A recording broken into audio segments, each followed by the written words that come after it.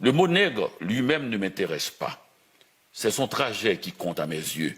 Ce mot tout sec, nu, sans le sang et les rires qui l'irriguent, n'est qu'une insulte dans la bouche d'un raciste.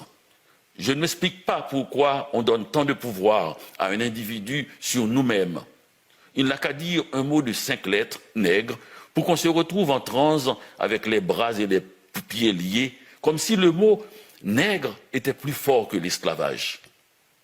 Le mot ne dit que l'esclavage, il n'est pas plus fort. Les esclaves n'ont pas fait la révolution pour qu'on se retrouve à la merci du mot. Ne me dites pas que je ne peux pas comprendre la douleur du mot, car j'ai connu moi-même la dictature, j'ai connu l'exil, j'ai connu l'usine, j'ai connu le racisme, j'ai même connu un tremblement de terre, et cela dans une même vie. Je crois qu'avant de demander la disparition de l'espace public du mot nègre, il faut connaître son histoire. Si ce mot n'est qu'une insulte dans la bouche du raciste, il a déclenché dans l'imaginaire des humains un séisme. Avec sa douleur lancinante et son fleuve de sang, il a ouvert la route au jazz, au chant tragique de Billie Holiday, à la nostalgie poignante de Bessie Smith.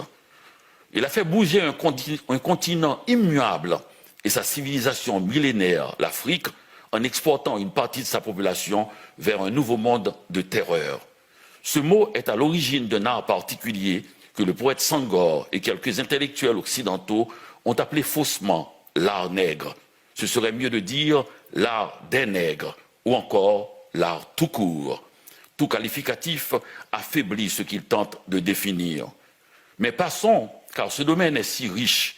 Dans le seul domaine de la littérature, on n'a aucune idée du nombre de fois qu'il a été employé. Si quelqu'un voudrait faire une recherche sur les traces et les significations différentes du mot dans sa bibliothèque personnelle, il sera impressionné par le nombre de sens que ce mot a pris dans l'histoire de la littérature. Et il comprendra l'énorme trou que sa disparition engendrera dans la littérature. La disparition du mot nègre entraînera avec lui un pan entier de la bibliothèque universelle. Notre blessure personnelle et nos récits individuels ne font que lui donner de l'énergie pour continuer sa route. Ce n'est pas un mot, c'est un monde. Il ne nous appartient pas d'ailleurs. Nous nous trouvons simplement sur son chemin à un moment donné. Il a permis la révolution à Saint-Domingue, Haïti, en devenant notre identité américaine. On a capturé des hommes et des femmes en Afrique qui sont devenus des esclaves en Amérique, puis des nègres quand Haïti est devenue une nation indépendante, et cela par sa constitution même. On ne va pas faire la leçon aux glorieux combattants de la première révolution de l'histoire. Si le mot révolution veut dire chambardement total des valeurs établies, celle de l'esclave devenu libre en est la plus complète. Le nègre Toussaint Louverture, le nègre Jean-Jacques Dessalines, le nègre Henri Christophe et le nègre Alexandre Pétion ont fondé Haïti le 1er janvier 1804 après une effroyable et longue guerre coloniale. Alors, quand un raciste m'apostrophe en nègre, je me retourne avec un sourire radieux en disant « Honoré de l'être, monsieur ». De plus, Toussaint puis Dessalines ont fait entrer le mot nègre dans la conscience de l'humanité en faisant un synonyme du mot homme. Un nègre est un homme, ou mieux, tout homme est un nègre. Le raciste qui nous écoute en ce moment sait-il qu'il est un nègre de par la grâce de Jean-Jacques Dessalines, le fondateur de la nation haïtienne? C'est par cette grâce qu'un nombre de blancs ont été épargnés après l'indépendance d'Haïti. C'est par cette grâce que tous les Polonais vivant en Haïti pouvaient devenir séance tenante des nègres, c'est-à-dire des hommes.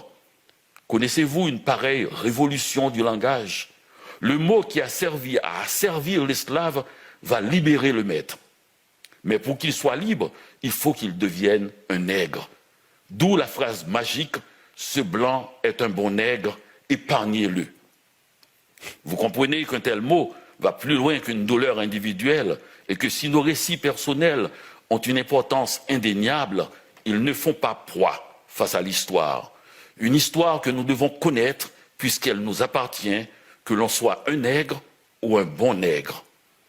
Cette plaisanterie d'une hypocrisie insondable du N-word est une invention américaine comme le hamburger et la moutarde sèche. Et j'espère que nous aurons le courage de l'effacer du visage du glorieux Jean-Jacques Dessalines, fondateur de la nation haïtienne dont on disait qu'il était le nègre fondamental. Merci, Dany. Merci. Et c'est un texte que vous avez écrit cette semaine? C'est un texte que j'ai écrit il y a 1 heure. Il y a 1 heure? Eh bien, on va le garder. Vous allez me l'envoyer?